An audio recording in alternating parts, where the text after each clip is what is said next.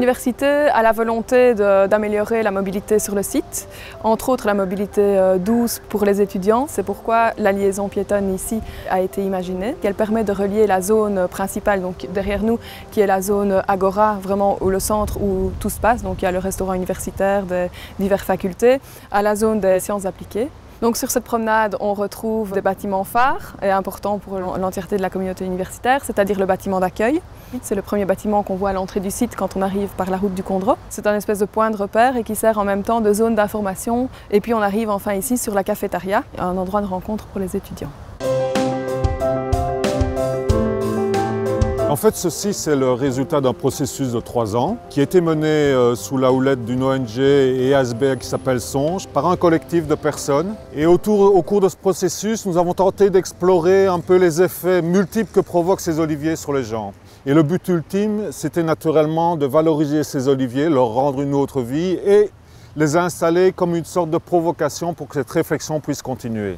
Depuis 50 ans, le musée en plein air et l'ULG ont installé près de 60-70 œuvres en plein air. Et ici, c'est une démarche qui est nouvelle, un peu atypique, puisque ce n'est plus un artiste à qui on fait appel pour installer une œuvre dans le domaine, qui se promène, qui cherche des lieux, etc.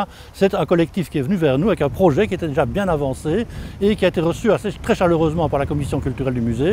Et c'est comme ça qu'on a installé ces 36 oliviers pour une œuvre collective, qui sont aussi un peu atypiques et nouveaux dans la mesure où les œuvres du musée en plein air, il y a souvent des démarches de réflexion sur l'université, le savoir, la science, la nature. Et ici, il y a une recherche au niveau social, politique, économique, écologique, le déracinement, le transport d'oliviers dans une région qui n'est pas faite pour eux, leur mort. Et c'est donc quelque chose qui est un peu nouveau pour le musée en plein air.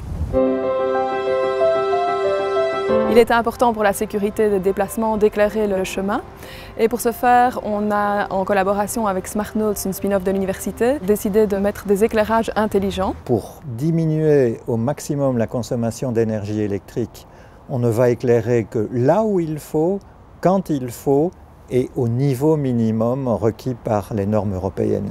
Et donc chaque luminaire va être contrôlé par un module qui est le produit de notre société, SmartNotes, module qui comporte des capteurs de mouvement et de présence, qui comporte une intelligence locale et qui comporte aussi, et c'est très original, une communication vis-à-vis de ces modules immédiatement voisins.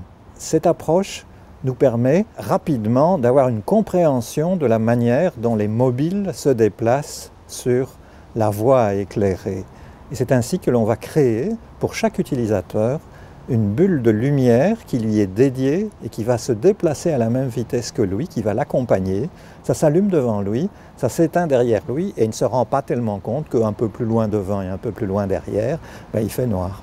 Il y a encore une série de choses qui vont agrémenter ce chemin, du mobilier, des arbres fruitiers, des haies, afin de la rendre la plus agréable possible et la plus conviviale possible.